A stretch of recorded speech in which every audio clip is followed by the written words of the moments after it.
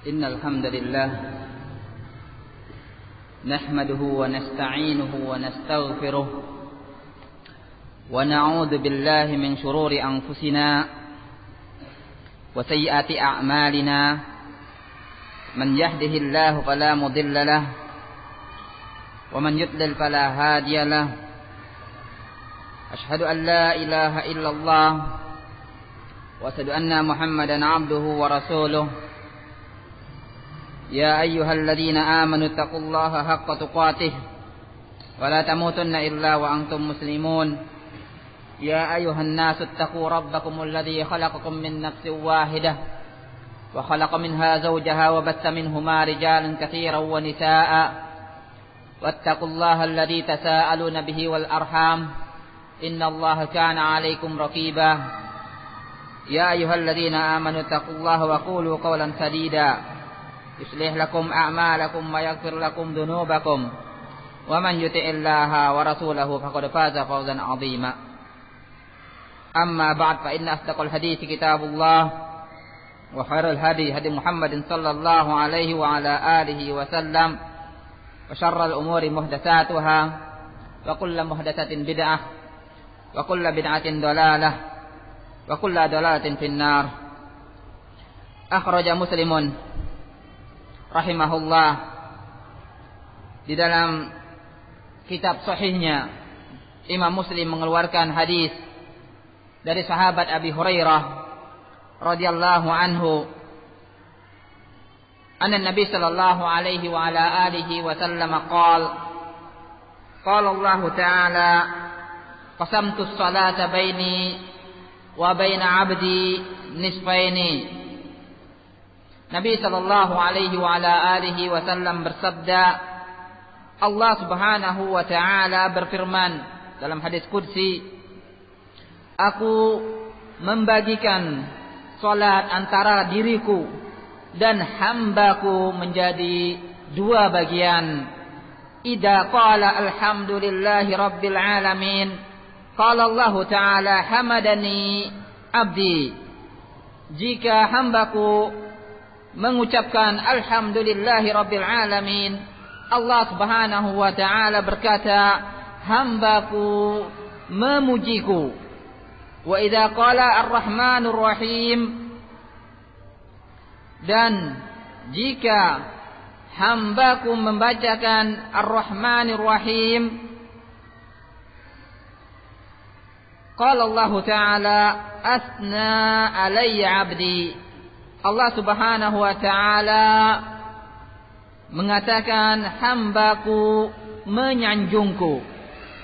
Wa idza qala maliki yaumiddin, dan jika hambaku membacakan maliki yaumiddin, qala Allah taala majadani abdi. Hambaku memuliakanku. Wa idza qala iyyaka na'budu wa iyyaka nasta'in, dan ketika hambaku membacakan iyyaka na'budu wa iyyaka nasta'in, qala Allah ta'ala hada baini wa baina 'abdi nisfaini. Ini kata Allah Subhanahu wa taala, ini ayat ini antara diriku dan antara hambaku dibagi dua bagian. Setengahnya untuk Allah, iyyaka na'budu, hanya kepada Engkaulah kami menyembah, itu adalah untuk Allah. Wa iyyaka nasta'in, dan ketika hamba mengatakan wa iyyaka nasta'in, hanya kepada Engkaulah kami mohon pertolongan, maka itu adalah untuk hamba. Wa li 'abdi ma sa'al, kata Allah Subhanahu wa taala, bagi hambaku apa yang dia minta. Di sini permintaan pertolongan. Wa idza qala ihdinas siratal mustaqim siratal ladzina an'amta 'alaihim ghairil maghdubi 'alaihim waladdallin, Allah Subhanahu wa taala berkata, hada li 'abdi wa li 'abdi ma sa'al. Tiga ayat ini, yaitu dari ihdinas siratal mustaqim, siratal ladzina an'amta 'alaihim ghairil maghdubi 'alaihim waladdallin, itu adalah untuk hambaku. Dan bagi hambaku apa yang dia minta. Dari hadis ini nyata bagi kita bahwasannya jumlah daripada surat Al-Fatihah itu ada 7 ayat. Alhamdulillahirabbil alamin sebagai ayat yang pertama, Ar-Rahmanir Rahim sebagai ayat yang kedua, Maliki Yaumiddin itu adalah sebagai ayat yang ketiga, dan itu adalah murni bagi Allah, murni sanjungan, pujian dan pemuliaan terhadap Allah Subhanahu wa taala. 3 ayat yang pertama. Kemudian sebagai penengahnya iyyaka na'budu wa iyyaka nasta'in. 1 ayat pertengahan yaitu ayat yang keempat itu adalah kata Allah Subhanahu wa taala, ini antara hambaku dan diriku dibagi dua, yaitu iyyaka na'budu, hanya kepada Engkau lah kami menyembah. Itu adalah penyembahan terhadap Allah, itu bagi Allah, itu adalah haknya Allah. Wa iyyaka nasta'in, yaitu hanya kepada Engkau lah kami mohon pertolongan. Jadi pertolongan bagi siapa? Pertolongan bagi hamba, berarti itu adalah haknya hamba. Kata Allah Subhanahu wa taala, li abdi ma sa'al, dan bagi hambaku apa yang dia minta. Berarti untuk ayat yang keempat ini adalah separuh-separuh antara hamba dan antara Rabb-nya. Kemudian 3 ayat yang terakhir dimulai dari ihdinas siratal mustaqim. Yang kedua yaitu siratal ladzina an'amta 'alaihim sebagai ayat yang ke-6. Kemudian ghairil maghdubi 'alaihim waladdallin itu adalah sebagai ayat yang ke-7. Itu adalah murni permintaan hamba kepada Rabb-nya. Maka kata Allah Subhanahu wa taala, wa li 'abdi ma sa'al, bagi hambaku apa yang dia minta. Bagi hambaku adalah apa yang dia minta. Dari hadis ini juga para ulama mengatakan wa hadan nassu ala anna al-basmalah laysat minal Fatihah. Ini adalah sebagai nas yang menunjukkan bahwasannya ayat basmalah itu adalah bukan bagian daripada surat Al-Fatihah.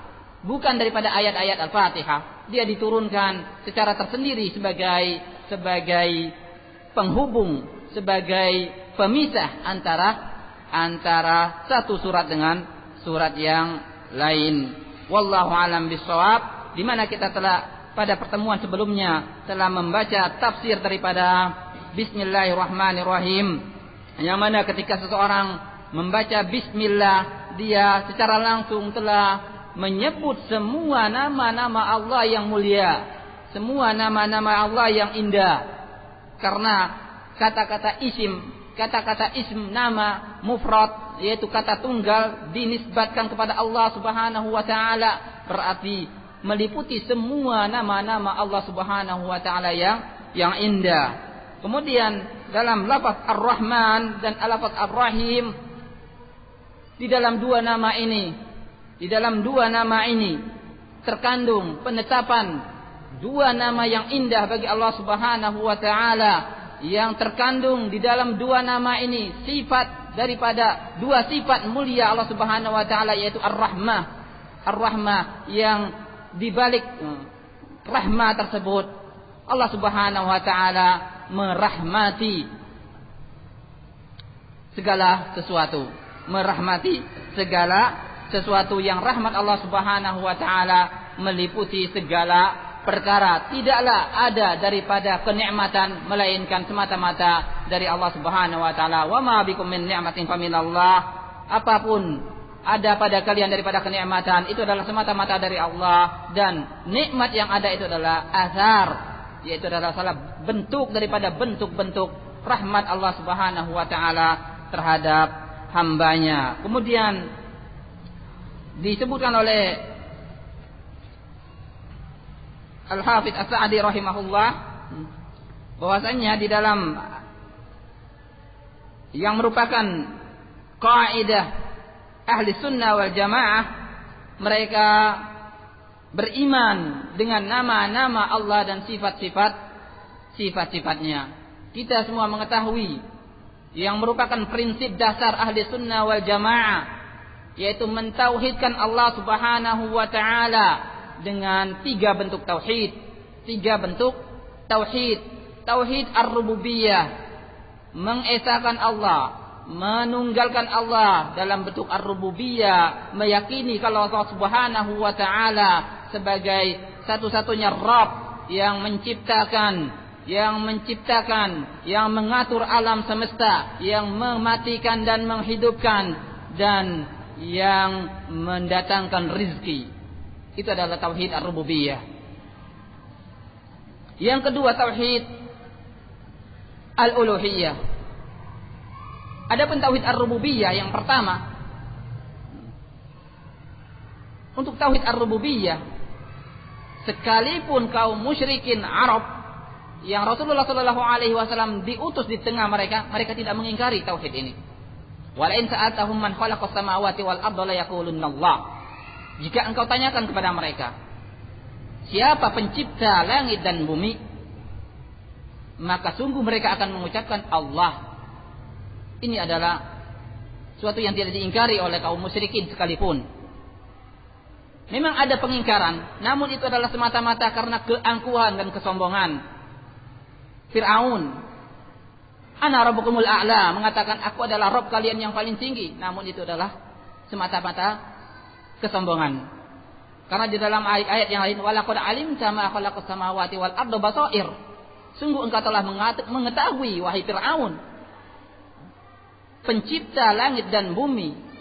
Pencipta langit dan bumi, artinya Fir'aun sendiri mengetahui. Cuma semata-mata karena istikbar daripada Fir'aun. Dan iblis pun mengakui akan rububiyah Allah Subhanahu wa taala. Buktinya dengan kata-kata Rabb. Rabbi anzirni ila yaumi yub'atsin. Rabbku, tundalah siksaan bagiku sampai hari mereka dibangkitkan. Artinya dia kata-kata ketika mengatakan Rabbku mengakui akan rububiyah Allah Subhanahu wa taala. Ini iblis pun sekalipun. Tapi seseorang mengakui tauhid rububiyah semata, maka tidaklah dia hal tersebut memasukkan dia ke Islam. Belum memasukkan seseorang ke dalam Islam, semata-mata dia bertauhid dengan tauhid ar-rububiyah. Buktinya kaum kufar musyrikin dan iblis sekalipun yang mengakui akan rububiyah Allah Subhanahu wa taala tidak menjadi muslim. Baik, yang kedua itu tauhid al-uluhiyah. Tauhid al-uluhiyah dengan seseorang meyakini bahwasannya Allah Subhanahu wa taala lah satu-satunya yang berhak untuk diibadahi. Satu-satunya yang berhak untuk diibadahi. Dan ini, tauhid inilah disebabkan diturunnya para rasul dan diutusnya para rasul, para nabi, dan diturunkannya kitab-kitab dalam rangka untuk menegakkan tauhid ini. Tauhid al-uluhiyah. Pernyataan bahwasanya peribadatan hanya semata-mata dipersembahkan kepada Allah Subhanahu wa taala dengan tidak menyekutukan Allah Subhanahu wa taala dengan sesuatu apapun daripada makhluk. Tauhid yang ketiga yang kita ada di hadapannya yaitu tauhid al-asma wa sifat, dengan kita meyakini setiap nama-nama dan sifat-sifat yang Allah Subhanahu wa taala tetapkan untuk dirinya sendiri di dalam Al-Qur'an atau ditetapkan oleh Rasulnya sallallahu alaihi wasallam di dalam As-Sunnah, dengan tidak menolak daripada nama-nama dan sifat-sifat tersebut, dengan tidak merubah daripada nama-nama dan sifat tersebut, dengan tidak merekayasa bentuk daripada nama-nama dan sifat-sifat tersebut, dengan tidak menyerupakan nama-nama dan sifat tersebut dengan nama-nama dan sifat makhluk. Ini adalah tauhid al-asma wa sifat yang terkandung di dalam kata-kata Ar-Rahmanir Rahim. Baik, untuk berikutnya kita masuk ke dalam ayat yang pertama daripada surat Al-Fatihah. Alhamdulillahi Rabbil Alamin. Yang kata Allah Subhanahu wa taala, di dalam hadis Abi Hurairah yang kita bacakan tadi, ketika hambanya mengucapkan alhamdulillahirabbil alamin, Allah Subhanahu wa taala mengatakan hamadani abdi, hambaku memujiku. Huwa as-sana, qala Asy-Syaikh rahimahullah, huwa as-sana'u 'ala Allah bi sifatil kamal. Alhamdulillah itu adalah pujian, sanjungan kepada Allah Subhanahu wa taala dengan sifat-sifat yang sempurna. Wa bi af'alihi ad-da'irati bainal fadli wal 'adl, dan dengan segala perbuatan-perbuatan Allah Subhanahu wa taala yang berputar antara keutamaan Allah Subhanahu wa taala dan keadilannya, tidak lepas apa yang Allah Subhanahu wa taala lakukan daripada perbuatan-perbuatannya, baik membalas hambanya dengan kebaikan ataupun menyiksa bagi yang berhak untuk disiksa dengan siksaan. Itu adalah antara keutamaan yang Allah Subhanahu wa taala karuniakan kepada hambanya dan antara keadilan yang Allah Subhanahu wa taala tetapkan kepada hambanya. Falahul hamdul kamilu bi jami'il wujuh, maka hanya bagi Allah Subhanahu wa taala pujian yang sempurna dari segala sisi, yang berhak untuk mendapat pujian yang sempurna karena memiliki sifat-sifat yang sempurna, perbuatan-perbuatan yang sempurna dari segala sisi. Itu adalah Allah Subhanahu wa taala. Rabbil alamin. Rabb al-alamin. Ar-Rabb, apa makna Rabb? Huwa al-murabbi jami'al alamin, yaitu yang memelihara. Al-murabbi, yang memelihara segala yang ada di semesta alam ini. Apa yang dimaksud dengan alam? Wa huwa man siwallah, yaitu segala sesuatu selain Allah. Segala sesuatu selain Allah itu adalah alam. Alam. Segala sesuatu selain Allah itu adalah alam. Alamin jamaknya. Al-alamin jamaknya. Dan yang mengatur itu semua, yang menciptakan itu semua, yang memelihara itu semua, itu adalah Allah Subhanahu wa taala. Bi khalqihi iyyahum, dengan Allah Subhanahu wa taala menciptakan mereka. Wa idadihi lahumul alat, Allah Subhanahu wa taala menyediakan bagi mereka alat-alat, baik alat-alat kehidupan, alat-alat mereka berjalan di muka bumi ini, dan alat-alat sehingga segala sesuatu teratur dengan rapi. Itu adalah Allah lah yang mempersiapkannya. Wa in amihi alaihim bin ni'amil azimah, dan Allah Subhanahu wa taala mengaruniakan bagi mereka kenikmatan-kenikmatan yang agung, allati law faqaduha lam yumkinun lahumul baqa, yang mana ketika perkara-perkara tersebut hilang dari mereka, mereka tidak mungkin bisa tetap ada. Dengan kehilangan penciptaan, kehilangan alat-alat yang mereka, sarana-sarana yang ada bagi mereka, kenikmatan-kenikmatan yang agung ini, mereka tidak akan mungkin berada di alam ini. Lam yumkin lahumul baqa, tidak mungkin mereka akan terus ada. Fama bihim min ni'matin faminhu ta'ala, dan apapun yang ada pada mereka daripada kenikmatan, itu adalah semata-mata dari Allah Subhanahu wa ta'ala. Jadi alhamdulillahirabbil alamin itu adalah bentuk pujian seorang hamba kepada Allah Subhanahu wa taala atas segala sifat-sifat yang sempurna yang dimiliki oleh Allah Subhanahu wa taala, segala amalan-amalan Allah Subhanahu wa taala yang tidak lepas daripada keadilan dan keutamaan Allah Subhanahu wa taala.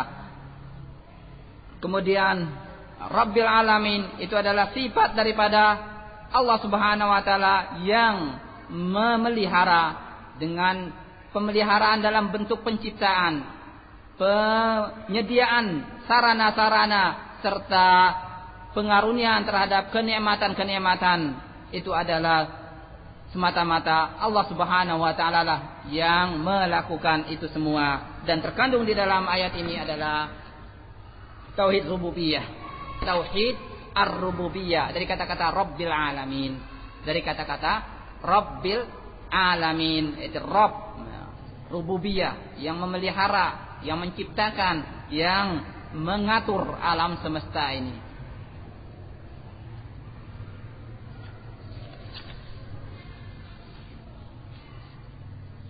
Qala Syekh rahimahullah, wa tarbiyatuhu ta'ala li khalqihi naw'an, amatun wa khasah. Bentuk tarbiyah Allah Subhanahu wa taala terhadap makhluknya ada dua jenis. Ada dua jenis. Secara umum dan secara khusus. Yang pertama secara umum, yang kedua secara khusus. Fal amatu hiya khalquhu lil makhluqin wa rizquhum wa hidayatuhum lima fihi masalihuhum allati fiha baqa'uhum fid dunya. Tarbiyah Allah Subhanahu wa taala secara umum itu adalah terlaksana dalam bentuk penciptaan Allah Subhanahu wa taala terhadap makhluk-makhluknya. Ciptaan Allah terhadap makhluk-makhluknya. Pemberian Allah Subhanahu wa taala rizki kepada makhluk-makhluknya serta hidayah, tuntunan Allah Subhanahu wa taala bagi mereka di dalam perkara yang itu kemaslahatan bagi mereka. Seseorang menyukai kebaikan dan membenci keburukan, itu adalah semata-mata taufik yang dikaruniakan oleh Allah Subhanahu wa taala untuk kemaslahatan seorang hamba. Seseorang makan dan minum untuk kemaslahatan badannya, itu adalah semata-mata taufik dari Allah Subhanahu wa taala, menjadikan seseorang berkeinginan untuk makan dan minum ketika lapar. Karena itu adalah kemaslahatan bagi jiwa mereka. Allati fiha, yang dengannya mereka bisa hidup di dunia, tetap baqa, tinggal di dunia ini. Kalau penciptaan ini hilang dari mereka, rizki musnah dari mereka, tidak ada tuntunan bagi mereka terhadap yang bermaslahat bagi mereka, mereka tidak akan bisa tetap berada di dunia. Mereka akan sirna. Mereka akan sirna karena tidak ada penciptaan, karena tidak ada perizkian dan tidak ada pengarahan terhadap mereka yang merupakan kemaslahatan bagi mereka. Ini adalah bentuk tarbiyah Allah Subhanahu wa taala bagi makhluknya secara umum, yang semua makhluknya tidak lepas daripada tarbiyah ini. Tidak ada satu pun makhluk yang lepas daripada tarbiyah umum Allah Subhanahu wa taala ini. Semua yang ada, sekecil apapun, sekecil debu apapun, dan sebesar makhluk apapun, itu adalah di bawah tarbiyah Allah Subhanahu wa taala umum ini. Wal khasatu tarbiyatuhu li auliyaihi. Yang khusus, tarbiyah Allah Subhanahu wa taala yang khusus itu adalah tarbiyah Allah Subhanahu wa taala bagi para wali-walinya. Siapa wali-wali Allah? Inna awliya Allahi la khaufun 'alaihim wa lahum yahzanun alladzina amanu wa kanu yattaqun. Wali-wali Allah, sesungguhnya wali-wali Allah itu yang tidak memiliki rasa takut, tidak memiliki rasa gentar, tidak bersedih hati. Siapa mereka? Alladzina amanu, yaitu orang-orang yang beriman dan mereka bertakwa. Itulah wali. Kalau ditanya siapa sih wali Allah? Siapa sih wali Allah? Apa kriteria daripada wali Allah yang berhak untuk mendapat tarbiyah yang khusus ini? Itu adalah alladzina amanu, orang-orang yang beriman, wa kanu yattaqun, dan mereka yang bertakwa. Inna akramakum indallahi atqakum, sesungguhnya yang paling mulia di sisi Allah yaitu yang paling bertakwa daripada kalian. fayurabbihim bil iman, maka Allah Subhanahu wa taala mentarbiyah mereka dengan keimanan. Jadi dengan kita memiliki keimanan, itu adalah semata-mata karunia tarbiyah Allah Subhanahu wa taala bagi kita. Wa yuwaffiquhum lahu, Allah Subhanahu wa taala memberi taufik bagi mereka untuk beriman. Wa yukammiluhu lahum, dan Allah Subhanahu wa taala menyempurnakan bagi mereka di dalam keimanan ini. Wa yadfa'u anhumus sawarifi wa yadfa'u anhumus sawarifa wal awaiqal ha'ilata bainahum wa bainahu. Dan Allah Subhanahu wa taala menghalangi dari mereka segala penghalang-penghalang, segala rintangan-rintangan yang memisahkan antara mereka dengan Allah. Dengan keimanan, wa bainahu, itu dengan antara mereka dan keimanan. Allah Subhanahu wa taala yang membentengi antara hamba-hambanya, yang membentengi antara hamba-hambanya dengan segala rintangan-rintangan yang menghalangi hamba tersebut daripada keimanan. Banyak rintangan-rintangan keimanan, banyak tantangan-tantangan keimanan. Namun kalau Subhanahu wa taala berkehendak untuk membentengi seorang hamba tetap beriman, maka tetap dia dalam keimanan. Sebaliknya, ketika Allah Subhanahu wa taala dengan keadilannya ingin menjadikan seseorang tersebut sesat, maka rintangan-rintangan yang akan merusak keimanan seorang tersebut akan merusak keimanan seseorang tersebut. Tidaklah Allah Subhanahu wa taala halangi darinya. Jadi, ketika Allah Subhanahu wa taala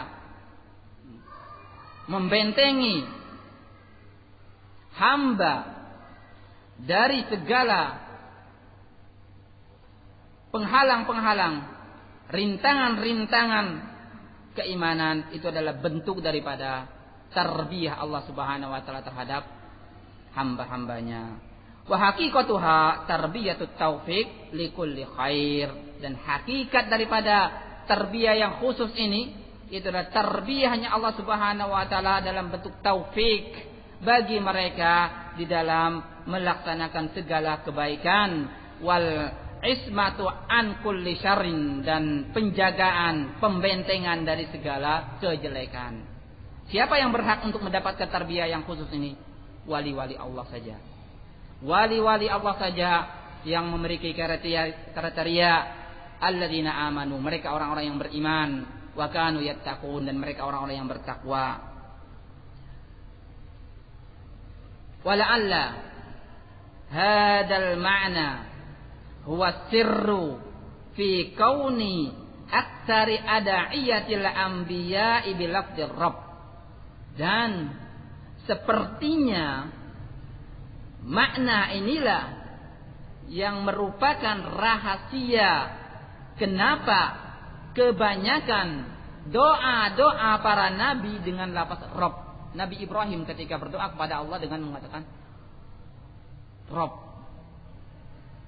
Nabi Muhammad sallallahu alaihi wasallam banyak doanya dengan menggunakan Rabb.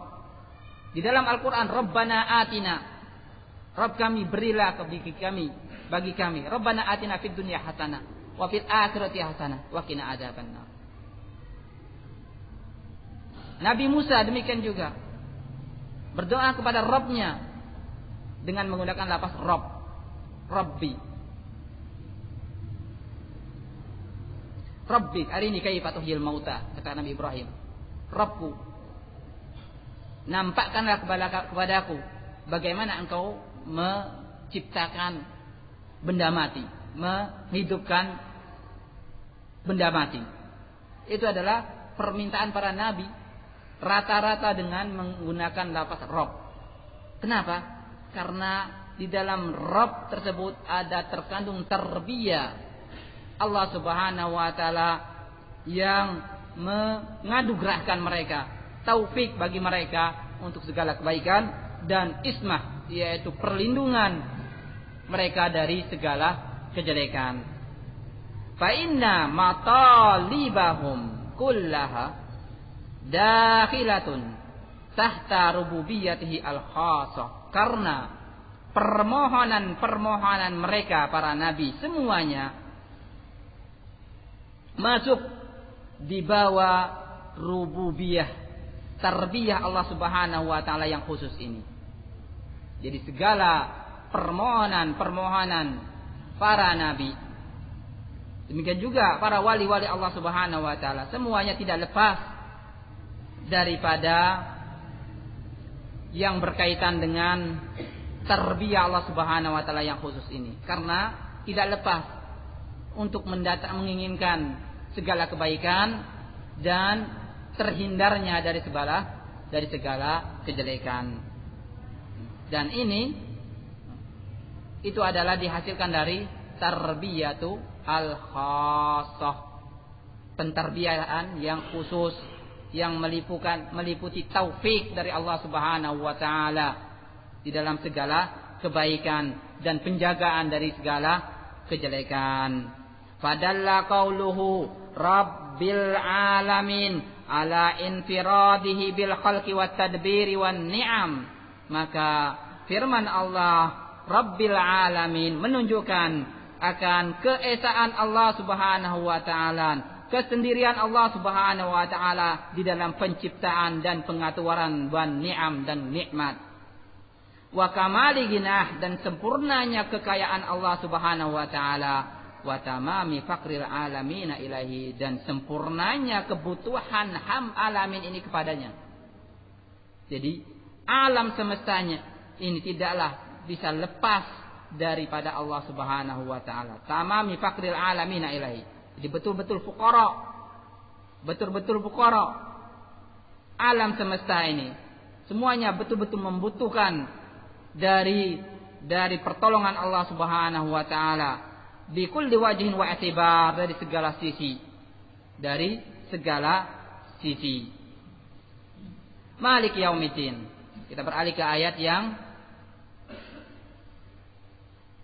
berapa Malik yaumiddin? Ayat yang ketiga.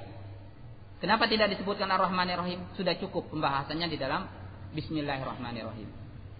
Sudah lewat bahwasanya Ar-Rahmanir Rahim, ayat kedua daripada surat Al-Fatihah ini terkandung di dalamnya dua nama daripada nama-nama Allah Subhanahu wa taala yang indah, yang di dalamnya terkandung sifat Allah Subhanahu wa taala yang mulia, yaitu Ar-Rahmah.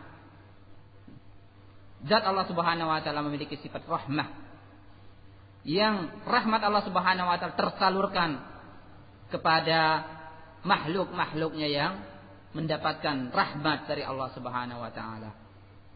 Maka kita beralih ke ayat yang ketiga, Malik yaumiddin. Al-Malik huwa man ittasafa bisifatil mulkil lati min athariha annahu ya'muru wa yanha wa yusibu wa yu'aqib wa yatasarrafu bima malikihi bi jami'i anwa'it tasarrufat. Al-Malik itu yang maha berkuasa, yaitu yang memiliki sifat penguasaan yang bentuk daripada kekuasaan Allah Subhanahu wa taala. Allah Subhanahu wa taala memerintah dan melarang. Merintah dan melarang. Yang berhak memerintah dan yang berhak melarang itu adalah yang berkuasa. Yang berkuasa. Wa yusibu wa yu'aqib. Yang memberi balasan dan yang menyiksa. Siapa yang berhak untuk memberi balasan, ganjaran, dan yang berhak untuk menyiksa? Itu adalah Al-Malik, yaitu yang berkuasa, yang memiliki kekuasaan.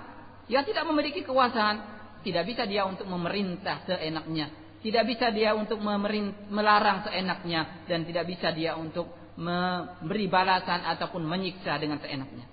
Namun yang berkuasa dari segala sisi, maka dia yang berhak untuk memerintah, melarang, memberi balasan dan menyiksa. Wa yatasarraf, dan berlaku, berbuat sesukanya terhadap apa-apa yang dibawa kekuasaannya dengan berbagai macam bentuk perbuatan. Jadi seorang malik penguasa itu dia sesukanya untuk melakukan apa yang dia kehendaki di dalam penguasaannya.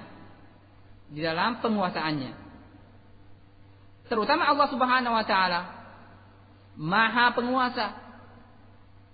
Sedangkan makhluk semuanya, alam semuanya itu adalah di bawah kekuasaan Allah Subhanahu wa taala. Maka Allah Subhanahu wa taala mengatur semua ini sesuai dengan kehendaknya.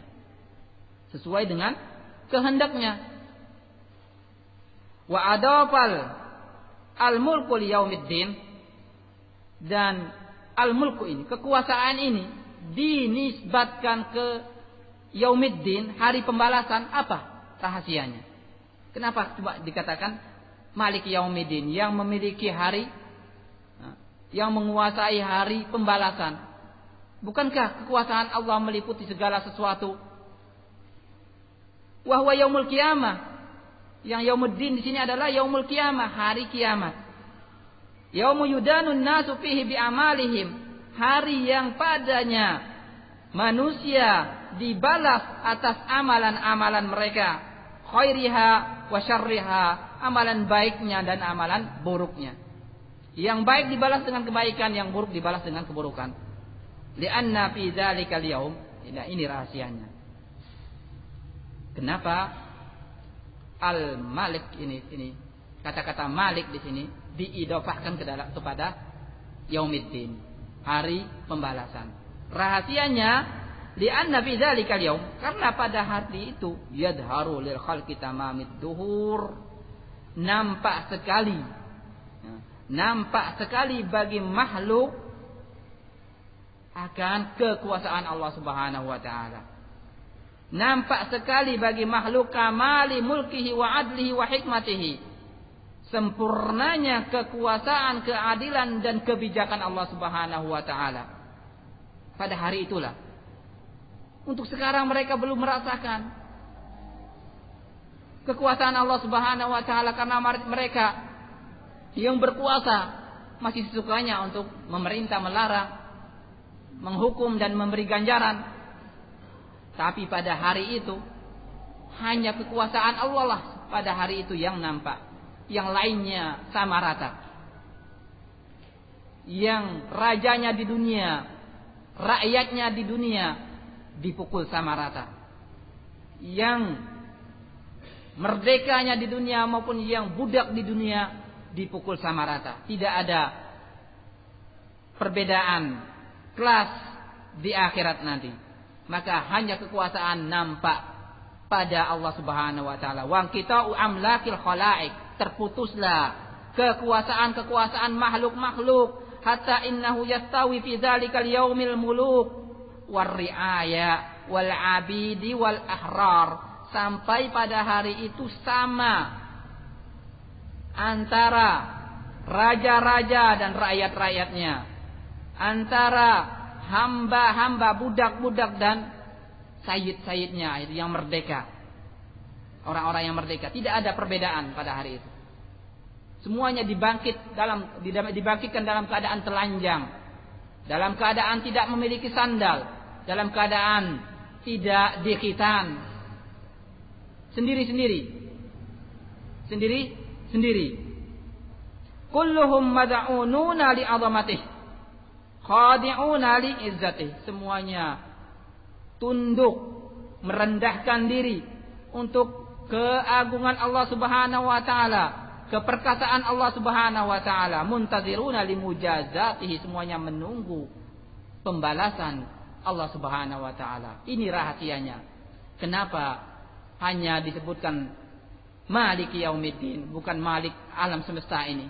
Jelas kalau ke alam semesta ini adalah di bawah pemilikan, di bawah kekuasaan Allah Subhanahu wa taala. Namun penyebutan hari kiamat di sini untuk mengingatkan kepada hambanya bahwasanya nampaknya kekuasaan Allah Subhanahu wa taala bagi mereka nanti pada hari kiamat, ketika tidak ada perbedaan antara raja-raja dan rakyat-rakyatnya, antara yang merdeka dan antara budak-budak. Semuanya ketika itu tunduk kepada Allah Subhanahu wa taala, semuanya merendahkan diri kepada Allah Subhanahu wa taala, menunggu balasan Allah Subhanahu wa taala. Rajuna sawabahu, mengharapkan pahala Allah Subhanahu wa taala. Khaifuna min iqabihi, takut akan siksaan Allah Subhanahu wa taala. Falidzalika khassahu bidzikr, oleh sebab itu dikhususkan Yaumiddin di dalam penyebutan di dalam Maliki Yaumiddin. Wa illa fa huwal maliku li yaumiddin wa li ghairihi minal ayyam. Kalau tidak, maka Allah Subhanahu wa taala itu adalah Al-Malik, Maha Penguasa untuk hari kiamat maupun yang lainnya daripada hari-hari di dunia maupun di akhirat. Namun kenapa dikhususkan penyebutannya di sini? Untuk mengingatkan kita bahwasannya pada hari nanti tidak ada penguasa sama sekali kecuali Allah Subhanahu wa taala.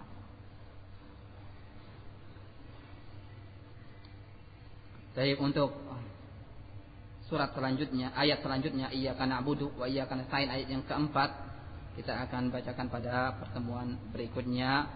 Wallahu alam bissawab. Semoga apa yang kita sampaikan pada hari ini bermanfaat bagi kita semua dan bagi kaum muslimin. Wassallallahu ala nabiyyina Muhammad wa ala alihi wa ashabihi wa sallam.